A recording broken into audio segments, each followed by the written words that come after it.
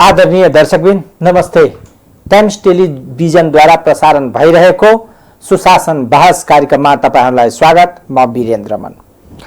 आज बडा दुखद समाचारहरू प्राप्त भइरहेको अवस्था छ।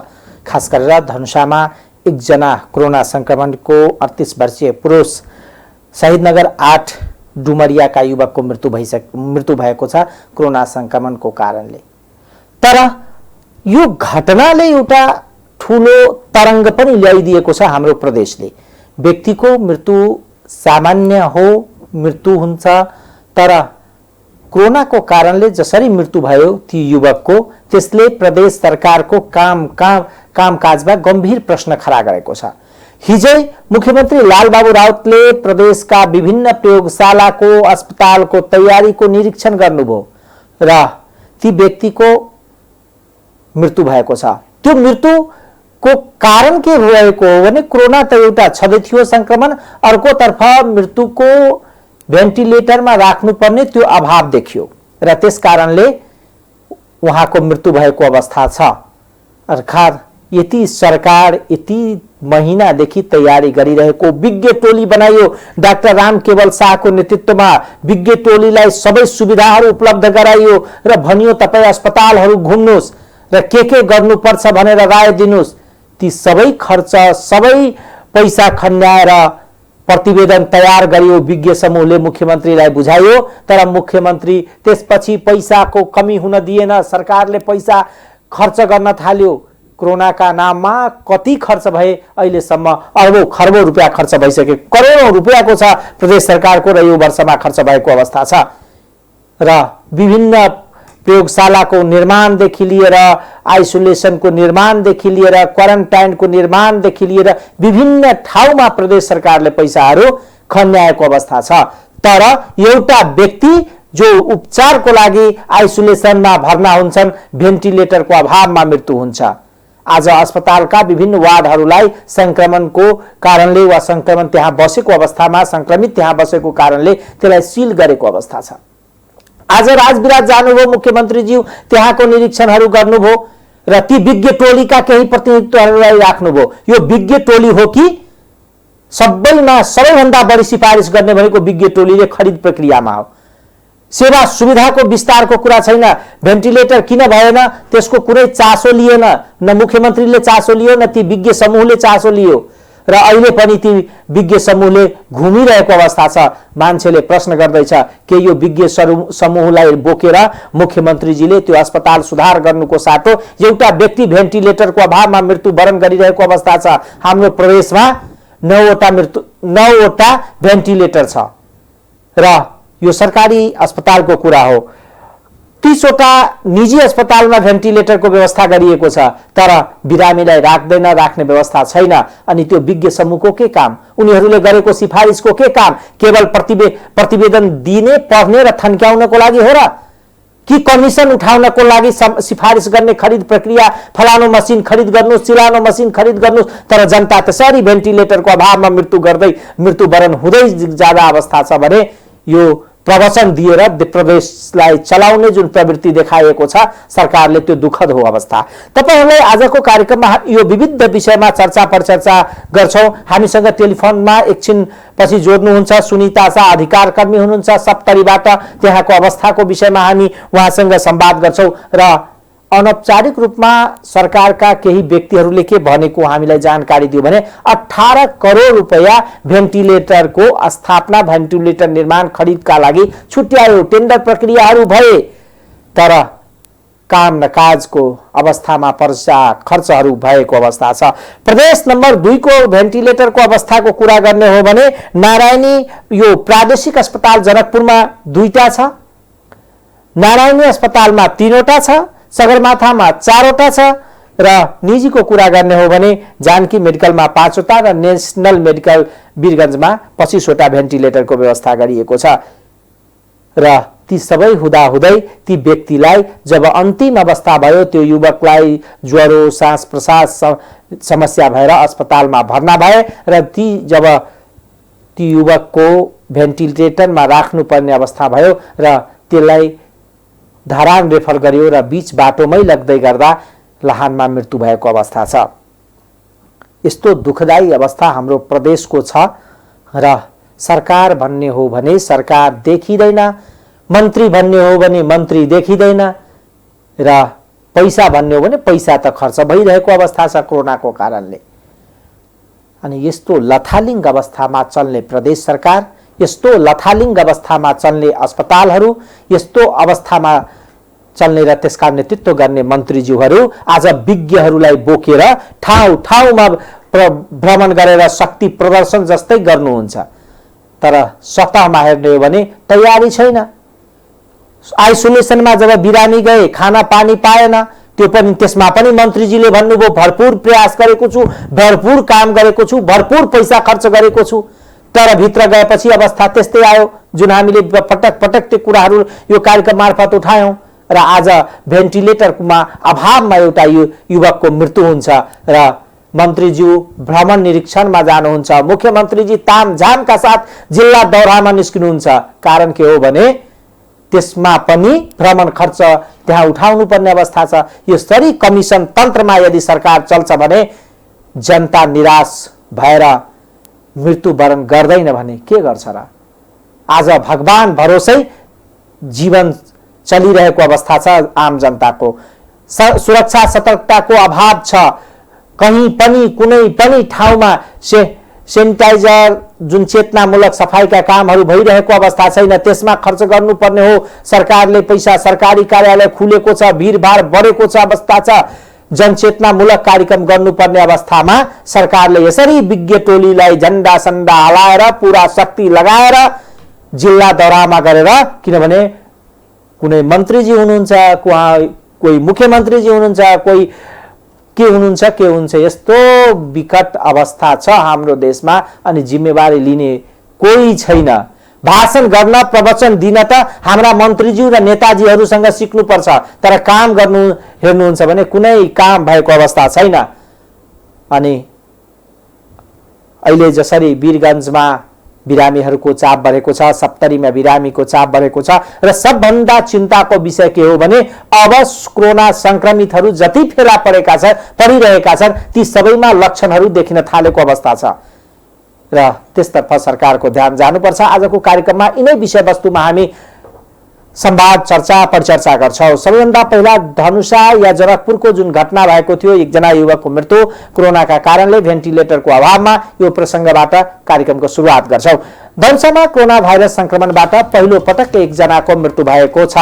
शहीदनगर नगरपालिकाको डुमरियाका 38 वर्षीय युवाको संक्रमणबाट मृत्यु भएको हो। प्रादेशिक अस्पताल जनकपुरको कोभिड आइसोलेसन सेन्टरका संयोजक डाक्टर जामुन प्रसाद सिंहले कोरोनाले मृत्यु भएको पुष्टि गर्नुभयो। सिंहका अनुसार खोकी र श्वास प्रश्वासका समस्या तथा ज्वरो देखिएपछि मृतकको जनकपुरकै एउटा क्लिनिकमा पहिलो उपचार गराएका थिए। क्लिनिकले प्रादेशिक अस्पताल जनकपुरमा रेफर गरेको थियो। साउन 10 गते ती बिरामी प्रादेशिक अस्पतालको आकस्मिक कक्षमा भर्ना भएका थिए। श्वास प्रश्वासको समस्या देखिएपछि बिरामीलाई सघन उपचार कक्ष आइसियुमा भर्ना गरिएको थियो। साउन 10 गते नै आइसियुमा भर्ना बिरामीको स्याब लिएर कोरोना परीक्षणका लागि प्रादेशिक जनस्वास्थ्य प्रयोगशाला पठाएका थियौं। डाक्टर सिंहले भन्नुभयो, साउन 11 गते पनि बिरामीको स्वास्थ्य अवस्थामा कुनै सुधार नदेखिएपछि हामीले बिरामीको परिवारजनकै सहमतिमा बीपी कोइराला स्वास्थ्य विज्ञान प्रतिष्ठान धरान रेफर गरेका थियौं। बिरामीलाई तत्काल भेन्टिलेटरमा राख्नुपर्ने र प्रादेशिक अस्पतालको आइसियुमा रहेका दुईवटा भेन्टिलेटरमा पहिलादेखि नै बिरामी रहेको कारण धरान रेफर गरिएको उहाँले बताउनुभयो। मिथिला महिला प्रतिष्ठानको एम्बुलेन्सबाट साउन 11 गते दिउँसो 3:30 बजे बीपी कोइराला स्वास्थ्य विज्ञान प्रतिष्ठानतिर लैजाँदै गर्दा उनको बाटोमा मृत्यु भएको सिंहले बताउनुभयो। एम्बुलेन्स चालक कुमार पौडेलका अनुसार बाटोमै बिरामीको अवस्था गम्भीर भएपछि सिराहाको मिर्चैयाको एउटा अस्पतालमा उपचार गराउन भन्दै बिरामीको मृत्यु भएको थियो। मृत्यु भएको खबर पाएपछि म आफै प्रादेशिक जनस्वास्थ्य प्रयोगशालामा पुगेर पीसीआर रिपोर्ट लिन पुगेका थिए। डाक्टर सिंहले भन्नुभयो, उनको स्वाब होल्डमा नै थियो। केही घण्टापछि उनको रिपोर्ट आउँदा कोरोना पोजिटिभ आएको थियो। मृतकको पीसीआर रिपोर्टमा हाई भाइरस लोड रहेको हालसम्म जनकपुरमा त्यति धेरै मात्रामा भाइरस लोड कसैमा पनि नआएको उहाँले बताउनुभयो। ती मृतक बोकेको एम्बुलेन्सलाई आइतबार राति नै प्रादेशिक अस्पताल जनकपुर ल्याइएको थियो। राति नै हामीले अस्पतालको आइसियु सिल गरिएको भए पनि सोमबार बिहान जिल्ला प्रशासन कार्यालयका प्रमुख जिल्ला अधिकारी कोसरी निरौलाको संयोजकत्वमा बसेको सुरक्षा समितिको बैठकबाट सिलबन्दी गर्ने निर्णय गरिएको सिंहले भन्नुभयो। सोमबार बिहान सब व्यवस्थापनका लागि नेपाली सेनालाई जिम्मा लगाइएको छ। एम्बुलेन्समा चालक सहित मृतकका 4 जना आफन्त थिए।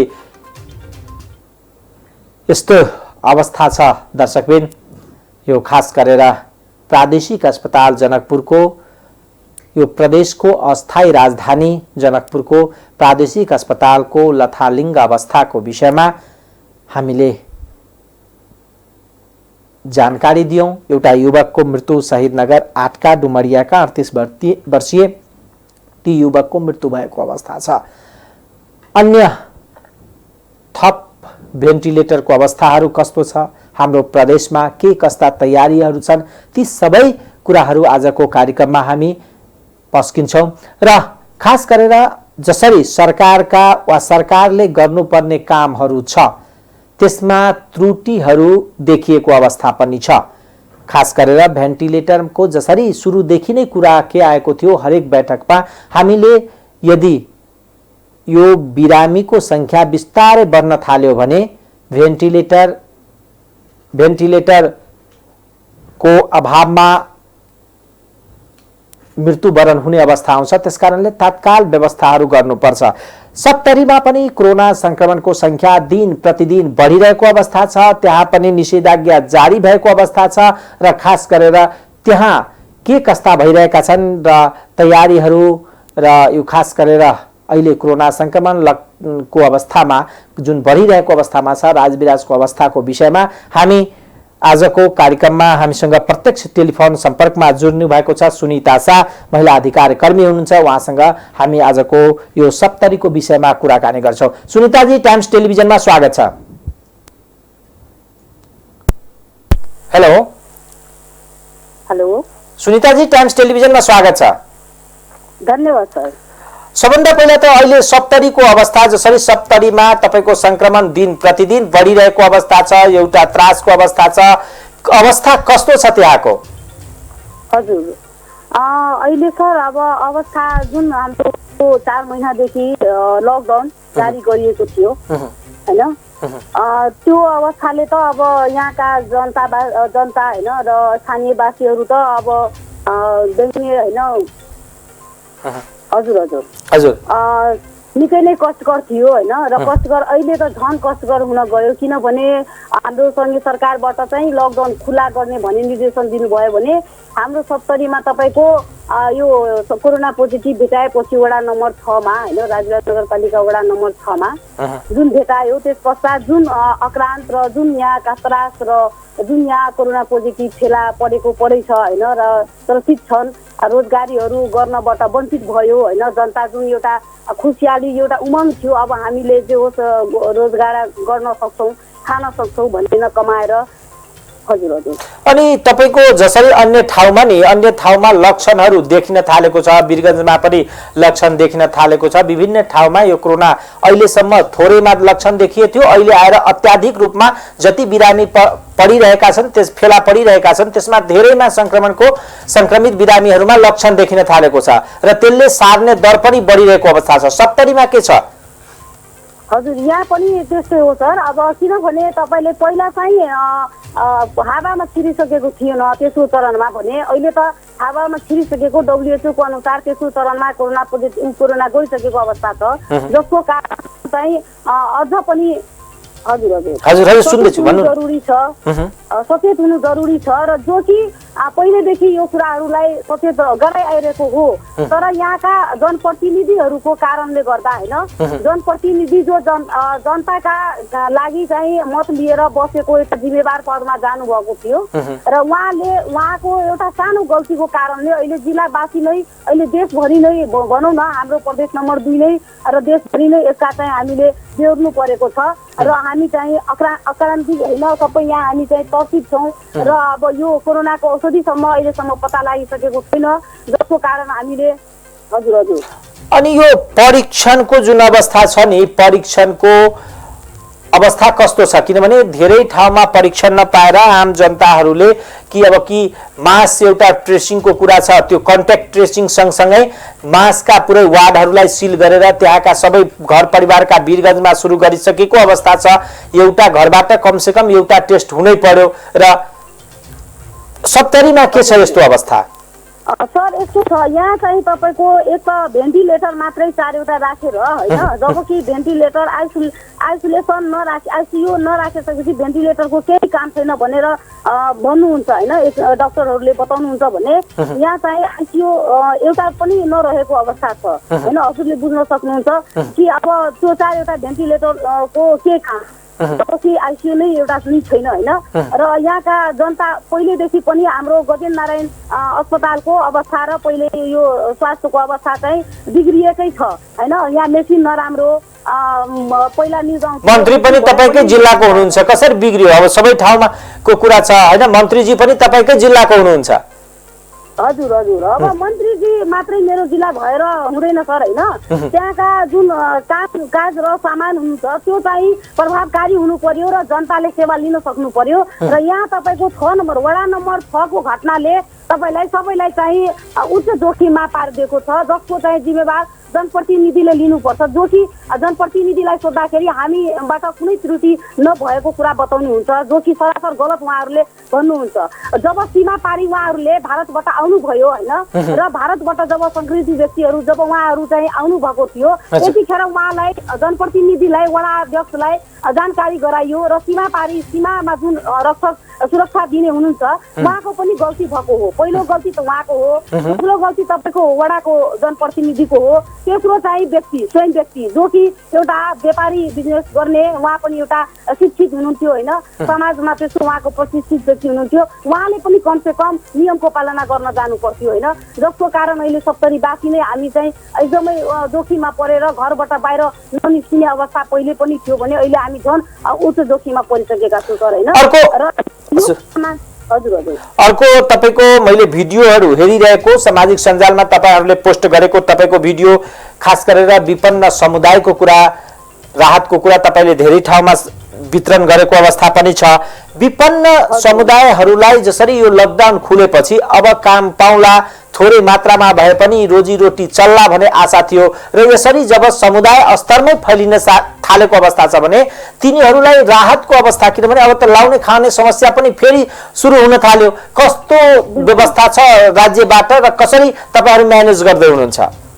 सर अब यसमा चाहिँ मैले पटक त्यहाँ गएर घर घरमा होइन गइकन पत्ता लाउने होइन उच्च जोखिममा परेकाले हामीले दिन सकिरहेको छैन, किनभने व्यक्तिगत कसैले दिन सक्दैन। जब राज्यले सकिरहेको छैन भने सुनिता शाहले मात्र या कसैले एकजनाले गर्न सक्दैन। र हजुरले हेर्नुभयो होला कि मैले चाहिँ त्यस्ता व्यक्तिहरूको घरमा 1 माना चामल होइन नरहेको अवस्थामा भेटाउँछु र उहाँहरूले भोकले मर्ने समस्या चाहिँ यो एउटा कथामा नभएर वास्तविकतामा हजुरहरूले दृश्य हेर्दै हुनुहुन्छ होइन। रोएर एउटा आमाले चाहिँ बेघर भएर एउटा सहारा बेसहारा भएर अन्नको लागि मरिरहेछ भने त्यस्ता अवस्थामा हजुरले भन्न सक्नुहुन्छ अहिले चाहिँ फेरि उहाँहरूमाथि कस्तो कहर पर्यो होला होइन। यो कारणले कस्तो कहर पर्यो होला जब हाम्रो मुख्यमन्त्रीज्यूले दोस्रो चरणको हामी दोस्रो प्याकेज राहत वितरण गर्छु भनेर कति ठाउँमा भाषण दिइसक्नु भएको छ, तर अहिलेसम्म उहाँहरूले गर्नु भएको छैन। आज पनि तपाईकै जिल्ला जानु भएको थियो मुख्यमन्त्रीजी? र 15 किलो चामल चाहिँ एकचोटि चरणमा वितरण गर्नुभयो, सराहनीय छ होइन उहाँले गर्नुभएको। र त्यसमा पनि अनियमितता धेरै भएको गुनासोहरू पीडितबाट हजुरहरूले सुन्नुभयो होला, जो कि मैले समाज अभियन्ता भएर जुन वितरण गरेको खण्डमा उहाँहरूले पीडितहरूले भन्दै हुनुहुन्थ्यो आफ्नै मुखले होइन, हामीले पाएन। जबकि एकल महिला होइन, उसँग नागरिकता थियो र माग्न जाँदाखेरि वडा अध्यक्षबाट नै झपार खानु पर्यो, उसलाई फर्काइयो होइन, र भोकै मर्नुपर्ने बाध्यता भएर एउटा आमा मरिरहेको फेला हामीले पारेको थियौँ। र यस्ता धेरै आमाहरू दिदीबहिनीहरू चाहिँ हामीले फेला पारिरहेको छौँ, जसको घरमा तपाईँ अब रिक्सा चालक हुनुहुन्थ्यो होइन, उहाँहरूले चाहिँ मजदुरी गरेर खानुहुन्थ्यो भने उहाँहरूको भन्नु दशा कस्तो भयो होला होइन।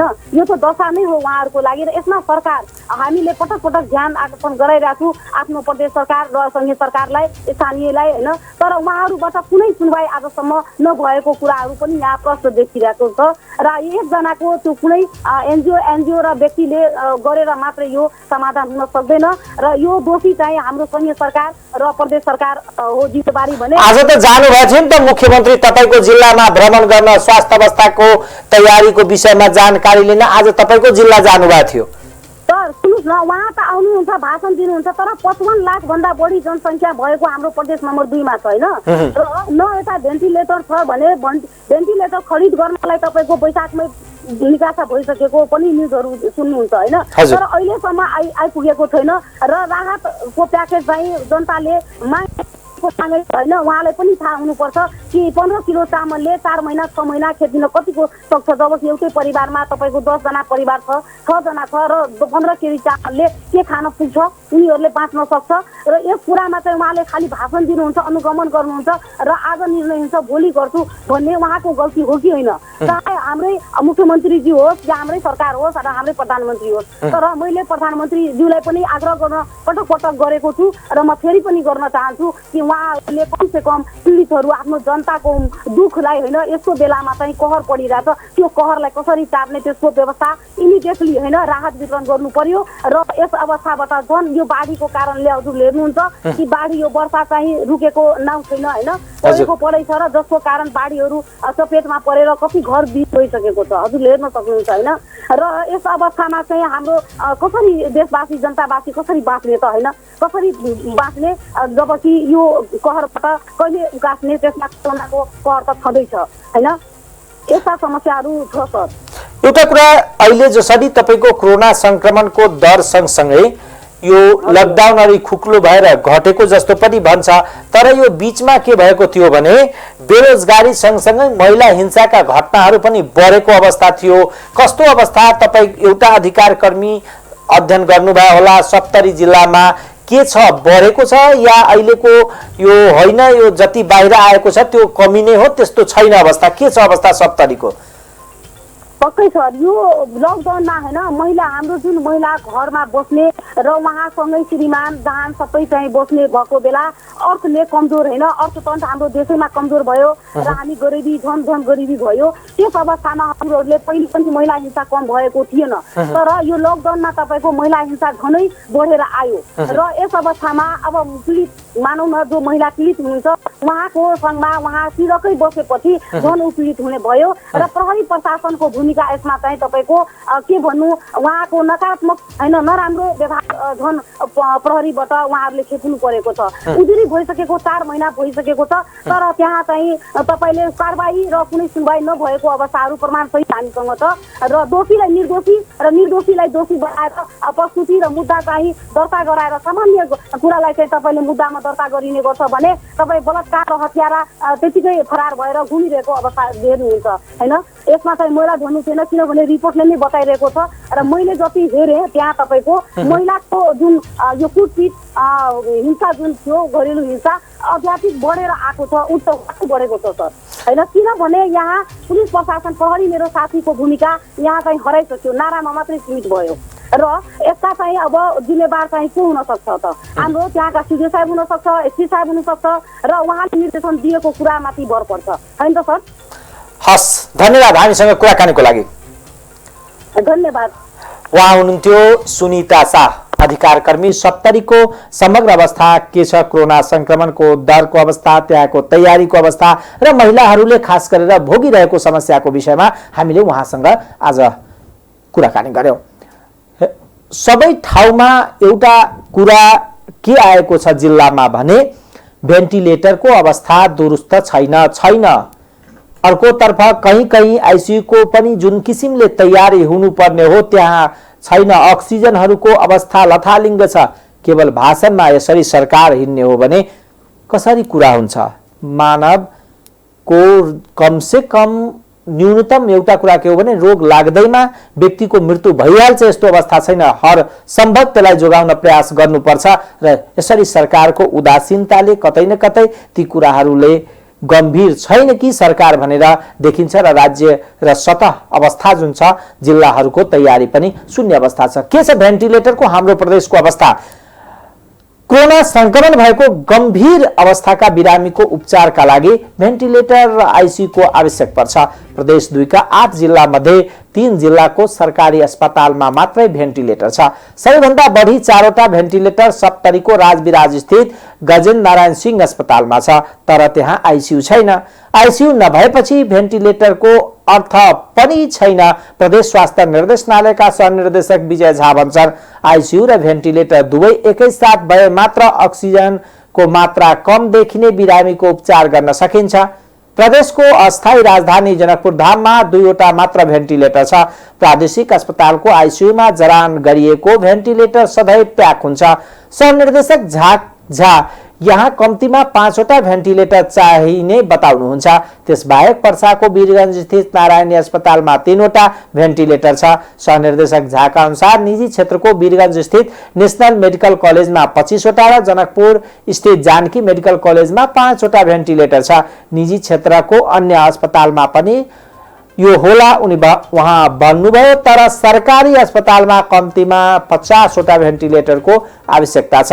प्रदेश 2 को मन्त्री परिषदको 8 वैशाखमा बसेको बैठकले 50वटा भेन्टिलेटर खरिद गर्ने निर्णय गरी बजेट पनि निकासा गर्यो। प्रदेश सरकारले 12, रौतहट, सर्लाही, महोत्तरी, सिराहा र सप्तरीमा गरी 6 जिल्लालाई 5-5वटा र जनकपुर धाम तथा वीरगञ्जलाई 10-10वटा उपलब्ध गराउने बताएको थियो, तर यो निर्णय अहिलेसम्म कार्यान्वयन भएको छैन। 11 असारमा सामाजिक विकास मन्त्रालयले 30वटा भेन्टिलेटर खरिदका लागि टेन्डर आह्वान गरेको छ। सामाजिक विकास मन्त्री नवल किशोर शाहले टेन्डर आह्वान गरिए पनि दरखास्त नपरेकोले खरिद गर्न नसकिएको बताउनुभयो। पुनः टेन्डर आह्वान गर्न लागिएको उहाँले जानकारी दिनुभयो। दर्शकबिन, यस्तो अवस्था छ प्रदेशको भेन्टिलेटरको अवस्था यस्तो छ जहाँ जसरी तयारी हुनुपर्ने, किनभने हामीसँग 1 महिना यो कोरोनाको संक्रमण यता धनुषा या प्रदेश नम्बर 2 मा आउनुभन्दा पूर्व 1 महिनादेखि अगाडिदेखि सरकार तयारी गरिरहेको अवस्था थियो। तयारीको कार्यमा जुटेको अवस्था थियो, तर त्यति हुँदै पनि आजसम्म त्यो काम जुन न्यूनतम सबैभन्दा प्रमुख काम हो भेन्टिलेटरको व्यवस्था, किनभने बिरामी गम्भीर भइसकेपछि त्यसलाई त्यहाँ राखेर सम्भवतः हर सम्भव जोगाउन बचाउन प्रयास गर्नको निमित्त यो महत्त्वपूर्ण कुरा हो, तर त्यसमा सरकारको ध्यान गएन। यसरी सरकारले गरेको अवस्था छ। अब लागौं पर्सामा कस्तो छ कोरोना संक्रमणको अवस्था, यस्ता सन्दर्भमा पर्सातिर अब लग्दैछौँ तपाईहरुलाई। पछिल्लो समय पर्सामा कोरोना भाइरसबाट संक्रमित हुनेको संख्या, मृत्यु हुनेको संख्या बढेको छ। समुदाय स्तरमा कोरोना संक्रमण फैलिसकेको स्वास्थ्यकर्मी बताउँछन्, तर संक्रमितहरूको उचित व्यवस्था हुन सकेको छैन। नारायणी अस्पताल अन्तर्गत गण्डक कोरोना विशेष अस्पताल बनाइएको छ। त्यहाँ 2वटा भेन्टिलेटर, 10वटा आइसियु छ, तर अस्पतालमा अहिले 57 जना उपचाररत रहेको अस्पतालका कोअर्डिनेटर डाक्टर उदय नारायण सिंह बताउनुहुन्छ। उनीहरूमध्ये अधिकांशमा लक्षण छ। 4 जना आइसियुमा छन्। संक्रमण पुष्टि भएका मध्ये झन्डै 40 जनालाई आइसोलेसनमा राख्न नसकिएको स्वास्थ्यकर्मीहरू बताउँछन्। स्वास्थ्यकर्मीहरू समेत संक्रमित छन्। कतिपय लक्षण छ, उनीहरूलाई बाहिर राख्न जोखिमपूर्ण हुन सक्छ। डाक्टर सिंहले भन्नुभयो, होम आइसोलेसनमा राख्दा संक्रमितले मापदण्ड पालन गरेन भने परिवारका अरू सदस्यलाई संक्रमण गर्न सक्छ। मापदण्ड पालन गरे नगरेको कसले अनुगमन गर्ने हो, टुङ्गो छैन। संक्रमितको स्वास्थ्यमा समस्या आयो भने के गर्ने भन्ने पनि प्रष्ट व्यवस्था भएको छैन। नारायणी अस्पतालका medical superintendent doctor Madan Upadhyay का अनुसार आइसोलेसन व्यवस्थापनमा सरोकारवाला निकायहरू गम्भीर नदेखिएको बताउनुहुन्छ। संघ, प्रदेश र स्थानीय सरकार छन्, जिल्ला संकट व्यवस्थापन केन्द्र छ, आइसोलेसन व्यवस्था गर्ने जिम्मेवारी कसको हो उहाँले भन्नुभयो। जोखिम बढिरहेको संकेत मिलेको भन्दै उहाँले 50 शैय्याको आइसोलेसन नपुग्ने बताउनुभयो। आइसियु भेन्टिलेटर थप्नुपर्छ, प्राइभेट अस्पताल लिने वा मेडिकल कलेजलाई आइसोलेसन सेन्टर बनाउने हो, ठोस निर्णयमा जानुपर्छ उहाँले भन्नुभयो। सबै व्यवस्थापन गर्ने जिम्मेवारी नारायणी अस्पतालको नभएको र गर्न पनि नसक्ने उहाँले बताउनुभयो। कसले के गर्यो गरेन भनेर आरोप प्रत्यारोप लगाउने बेला होइन, तर काम त हुनु पर्यो नि उहाँले भन्नुभयो। वीरगञ्ज उपमहानगरपालिकाका मेयर विजय सराबगीले पनि आइसोलेसनमा व्यवस्थापनको जिम्मेवारी महानगरको मात्रै नभएको बताउनुहुन्छ।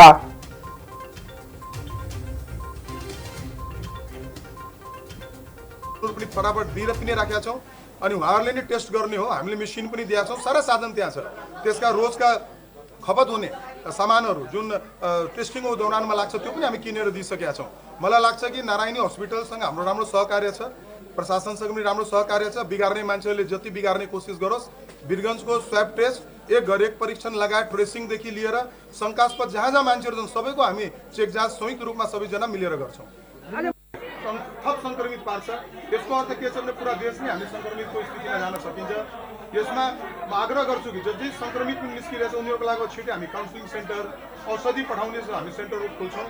भोलिदेखि यसको व्यवस्थापनको लागि हामीहरू काम अगाडि बढाउँछौँ। यो कुरा तपाईँको सत्य हो। यदि नेपालका हाम्रा सिमानाहरू यदि सिल गरेर राखिएन भने हामी जोखिममा कहिले पनि मुक्त हुन सक्दैनौँ।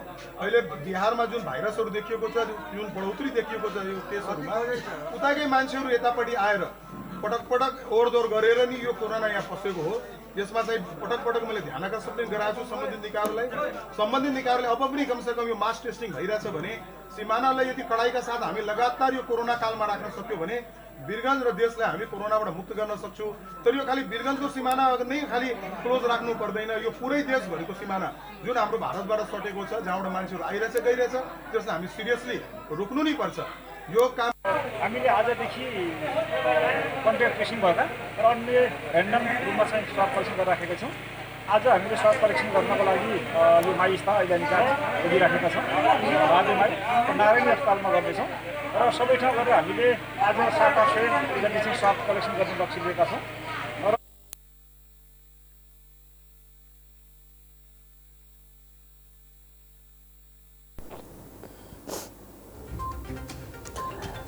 महानगरकै खर्चमा आइसोलेसन सञ्चालनमा छ।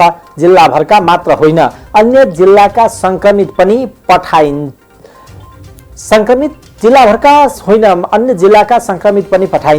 केन्द्र र प्रदेश सरकारले सहयोग गरिरहेको छैन उहाँले भन्नुभयो। लक्षण भएका संक्रमितलाई कोरोना अस्पतालमा, लक्षण नभएकालाई सिद्धार्थ मावि सेमी आइसोलेसनमा वा घरमै उचित व्यवस्था भएकालाई घरमै बस्ने दिने तयारी भइरहेको छ। साथै नेशनल मेडिकल कलेज वा नारायणी अस्पताललाई आइसोलेसन बनाउने प्रमुख जिल्ला अधिकारी नेतृत्वको संकट व्यवस्थापन केन्द्रले निर्णय लिनुपर्ने उहाँ बताउनुहुन्छ। सहायक प्रमुख जिल्ला अधिकारी ललित कुमार बस्नेत आइसोलेसनको समस्या समाधानका लागि आवश्यक रणनीति लिने बताउनुभयो। संक्रमित बढेसँगै आइसोलेसन व्यवस्थापनको समस्या देखिएको छ, हामी छिट्टै ठोस कदम चाल्छौँ उहाँले भन्नुभयो। उहाँका अनुसार प्रशासनले उद्योग प्रतिष्ठान र कलकारखानामा संक्रमित भेटिए त्यही आइसोलेसनको व्यवस्था मिलाउने वा पैसा तिरेर होटल आइसोलेट गर्न घरमै मापदण्ड पुग्ने भए होम आइसोलेसनमा बस्ने दिने रणनीति बन्दैछ। लक्षण नभएका संक्रमितलाई सिद्धार्थ माविमा राख्ने भन्दै उहाँले भन्नुभयो, सबै ठाउँमा स्वास्थ्यकर्मी, सुरक्षाकर्मी र स्थानीय प्रशासनको प्रत्यक्ष निगरानी हुन्छ। मापदण्ड पुगे नपुगेको हेरेर मात्रै होम आइसोलेसनका लागि अनुमति दिने नदिने निर्णय गर्छौं उहाँले भन्नुभयो। दर्शकबिन, यस्तो अवस्थामा हाम्रो प्रदेश छ अहिले। खास गरेर जसरी 3 तहका सरकारको बीचमा समन्वय हुनुपर्ने हो त्यसमा कमी देखिएको अवस्था छ। खास गरेर वीरगञ्जको कुरा गर्ने हो, सप्तरीको कुरा गर्ने हो, धनुषाको कुरा गर्ने हो भने कुनै पनि निकाय बीचमा समन्वयको अभाव छैन। हेर्नुहुन्छ भने पैसाको कुरालाई यो खास गरेर यो अवधिमा पैसा कतिको फालिएको छ, कतिको खर्च गरिएको छ, त्यसको लेखाजोखा हेर्ने हो भने र त्यसको लेखाजोखा लिएर सतहमा अर्थात् जहाँ काम हुनुपर्ने हो त्यहाँ हेर्ने हो भने केही भएको अवस्था छैन, त्यहाँ काम नभएको शून्य अवस्था छ। अनि सरकारका मन्त्रीहरू ठुलठुला भाषण गरेर म काम गर्दैछु, काम हुँदैछ भनेर भनिरहेको अवस्था छ। हरेक मन्त्रालयबाट पैसाहरू निकासा भएको छ, लाखौं लाख करोडौं रुपैयाँको पैसा निकासा भएको छ, तर जनताको त्यो उपचार जसरी हुनुपर्ने हो त्यो भइरहेको अवस्था छैन। 58-60 लाख रुपैयाँ जति केवल मिडिया ब्रिफिङको नाउँमा सामाजिक विकास मन्त्रालयले खर्च गरिरहेको वा खर्च गर्छ, तर जनताले एउटा भेन्टिलेटरको अभावमा मृत्युवरण गरिरहेको अवस्था तीतो यथार्थ हो। तर प्रदेश सरकारलाई यसरी आम जनता मरिरहेको अवस्थामा कुनै पछुतो छैन, किनभने उहाँहरूको लागि त यो सामान्य अवस्था भइसकेको छ। अर्थात् यो मान्छे मरोस् चिन्ताको विषय छैन, किनभने उहाँलाई यो सरकारको विषय पनि होइन जस्तो लाग्छ। होइन भने कम से कम यदि कुनै व्यक्ति एउटा भेन्टिलेटरको अभावमा यदि व्यक्ति मर्छ भने त्यसको नैतिक जिम्मेवारी यहाँका मन्त्री लिनुपर्छ, सामाजिक विकास मन्त्रीले लिनुपर्छ, किनभने यो अस्पताल भनेको प्रादेशिक अस्पताल हो, प्रादेशिक स्तरको अस्पताल हो र यदि हामीले त्यसलाई स्तर वृद्धि गरेर अहिले त त्यो जनकपुर अध्ययन अनुसन्धान प्रतिष्ठान बनाउने कुरा पनि भइरहेको अवस्था छ। त्यसकारणले यदि त्यहाँ व्यक्तिको मृत्यु हुन्छ भने त्यसको नैतिक जिम्मेवारी कम से कम मन्त्रीले लिनुपर्छ। यसरी मन्त्रीज्यूहरूको काम झण्डा हल्लाएर मान्छेलाई मृत्यु भइरहेको टुलु हेर्ने होइन र मन्त्रीज्यूहरू मुख्यमन्त्रीज्यूहरू जिल्ला जिल्ला दौडामा निस्केर तयारीको अवस्थामा अहिले यो प्रवचन दिने समय पनि होइन। सोध्ने हो डाइरेक्टका त्यहाँका अस्पतालका तपाईसँग के कमी कमजोरी छ, जनतालाई स्तरीय सेवा दिनको लागि के व्यवस्था गरिदेऊ, त्यति गरिदिएको भए राम्रै हुन्थ्यो। तर उहाँहरूलाई त हेराउनु पर्ने हो, मिडियामा आउनु पर्ने हो, यस्तो अवस्था छ।